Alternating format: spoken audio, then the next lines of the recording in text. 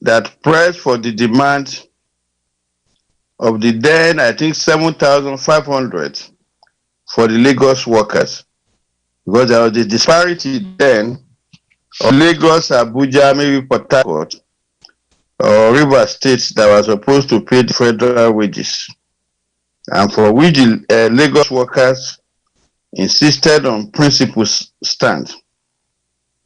I overheard that some comrades visited Akele. That was the period that they were looking for him. You see, in confidence. But I knew they betrayed him as at that time, which formed part of the propaganda that the government then was trying to use against him. We should recall that in that struggle, we lost one of the workers shortly before the comrade had to go underground. But the point I just need to make is that we have lost a comrade very dear to us. And in listening to Babaye's presentations, and I think that is the challenge that we have, because in the presentation, he emphasized on three major elements. You see, and I think those elements are critical. Some informed by sectarianism. That's why you find people difficult to work with themselves or to work with others. And for the lessons of Akele, you see, I want to just bring us back to the nuance that I know, which we also have rubbed on Akele, because we ran the nuance in our own time. Despite that people have allegiance to different tendency, but we run the nuance, particularly when we're in the PYMM, as non-sectarian. And I think part of the problems that we have, which we all have to learn from, is how to run non-sectarian movement. Because most broad platform we have tried to build have lived essentially on sectarianism. Yes, people will claim they are not sectarians, but it reflects when we have to do joint works together. And it is difficult for any society, you see, to make any revolutionary get of sectarianism. And sectarianism is fueled, that's what fueled some of those elements that I tried to mention about. Because you believed in your own self. You are not critical of your own self, your organizations. You see, you are rigid about that approaches. And that's the experience one I've seen all over when you have those experiences. Because living the value of organizations is central to the forward movement, no matter how beautiful the ideas is. So, because struggle itself carries with it a lot of elements, even in terms of how we speak and engage the people. We talk to ourselves thinking we are talking to the people. You see, because education is not necessarily about the ability to speak. Education basically is about understanding. You see, I make this point because some of the setbacks that we have had is like when I was trying to look at the issue of deregulation, privatizations, and all this. And when you look at Fela as he sings, he simplified those things. You see, and I think so that struggle itself will not become unattractive. You see, because if you look at the current things that are going on, there is a way in which there's also a state involvement in what we are currently witnessing. You see, in trying to de-ideologize that struggle. I think Obayuena tried to mention that. You see, because the experience we got from the report on the field with our own cadres that are there, you have typically a youth struggle in which they are averse to even interacting on a broad basis. We've had Comrades leaflets that were taken there that have to be examined before they are circulated. You see, because these are critical elements that we are witnessing a turning point also in that traditions that people like Akele represent.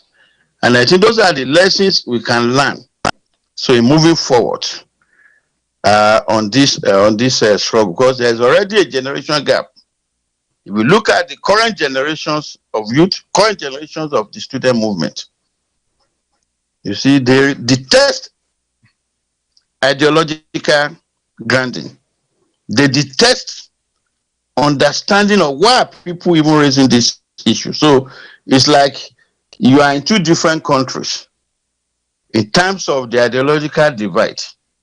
Even for those who from the positions of being on the side of the oppressed people, but speaking against that interest, which they don't understand. And I think it's a lesson for all of us, because we died on a daily basis. Even those of us who are talking now, we may just be like we are skeleton walking in human body, and for whatever we live for, is what becomes how we move forward. So those key things are issues, you see, and there are issues not only within the framework of trade union movement or the labor movement generally, but they are critical things we must take seriously in terms of organization, because organization is not about the name.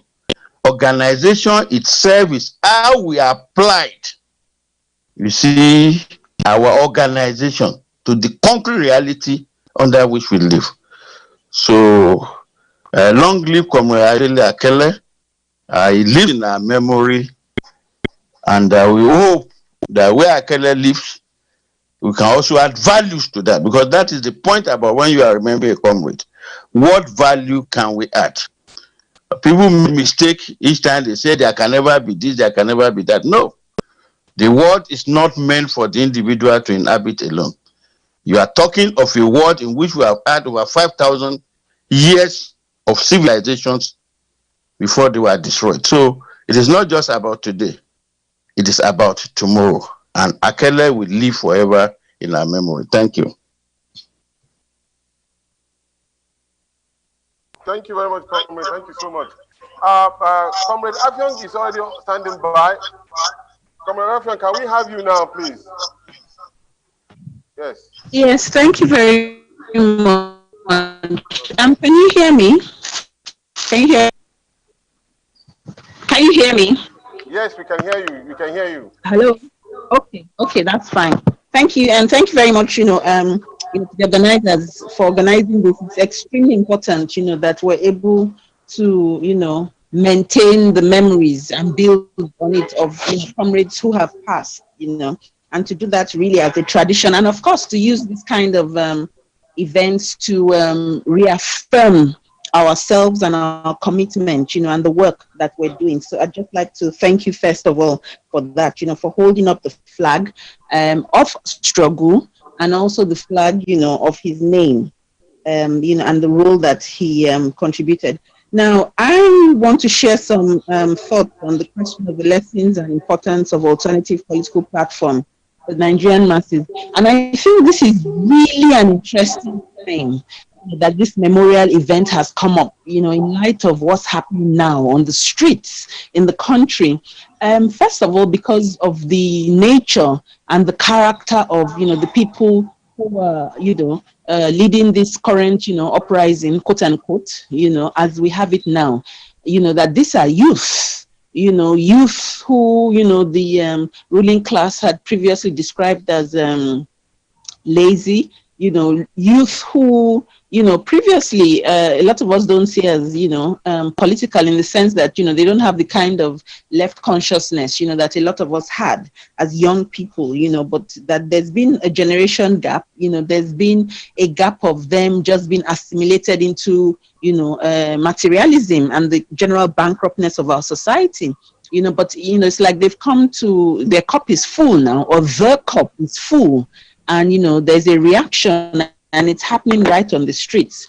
Certainly Akele would have been quite excited at this time and this happenings. But then the question for us, as people on the left, becomes, what do we do? What is our understanding of what's happening? Not the question of the police brutality itself, because that has been a constant, and all the other atrocities of the ruling class. But the question is, what is to be done? How do we deal with this time? How do we relate with it? And also, interestingly, because just a few weeks prior to this, the constituency in society that we usually think would be the one to lead the struggles, which is Labour, had done the usual betrayal dance, by pulling back. And so now, this other constituency has moved on and taken over. So these are interesting times. Now, in terms of the specific theme, that I want to discuss, is the question of an alternative platform, for the Nigerian masses. Some of the points have been stressed, but I think it's worth repeating that the question of building a coalition is really important. And, from time, that I've been back, I see that a lot of our comrades still don't understand the essence of the coalition. And that's where the sectarianism comes in. That people think, that their own primary organizations are in competition with coalitions. And so therefore, even when, they're supposed to be involved in coalition building, people are actually trying to sabotage or, bring down the coalitions that they're involved in, or to undermine them effectively with their behavior. And of course, this manifests a lot on the question of sectarianism. I want to mention, just by the way, that I've also realized that the root of the sectarianism, even apart from being political ideology, is also financial.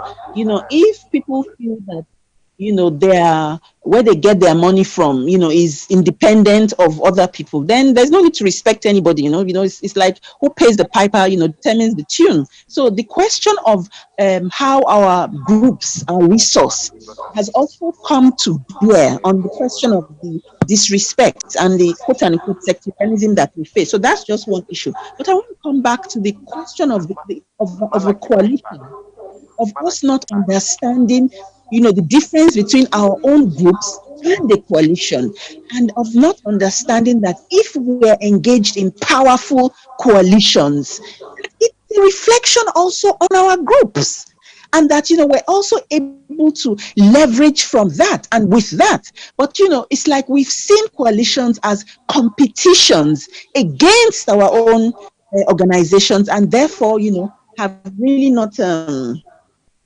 tend not to want to put in too much into coalitions on the one hand. And of course, there's the other problem on the other hand, that sometimes we then think the coalition is the primary group and want to use the power of that coalition. So I'm saying that in terms of this question of beginning, to stress on the importance of alternative political platforms, this is something that we're going to have to tackle, and to understand that, there won't be just one, it won't be one group or my group is more powerful than yours, that is going to see us through. The second thing I want to raise is the question of our message.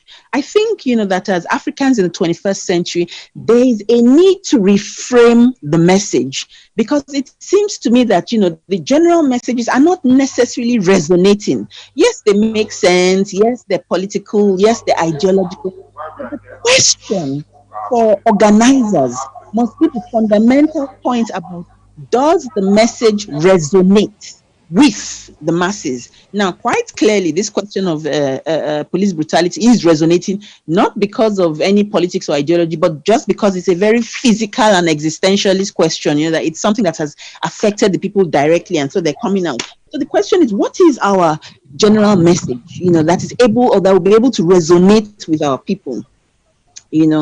And I'm raising that, really on a Pan-African level, in the sense that most of us know now that at this time, for us as Africans, we are under the grip of neocolonialism. Okay, so if that is the case, so we know on the one hand that we're under the grip of neocolonialism, But when we're in struggle, the discussions, and which are, which is, the bourgeois ideology has dominated the discourse. We're still talking about democracy, good governance, human rights. That is the dominant discourse. And give us our rights and do this. Even the youth on the street now, they're simply talking about police brutality. But you cannot deal with police brutality if we're not prepared to understand that the police is a fundamental part of the whole system. So we can be talking about end SARS or end SWAT and you see what they've done. They've changed it from SARS to SWAT. Still the same thing, So there's a question of system. The point I'm making is this, that the current crisis is about neocolonialism. So therefore, it seems to me that the message must be wrapped around the issue that we are still engaged, or we're still under the oppression of colonialism. And so, it seems that the message must be about freedom, about liberation. So then we answer from who, from what, from which forces. But it's not a question of democracy, good governance.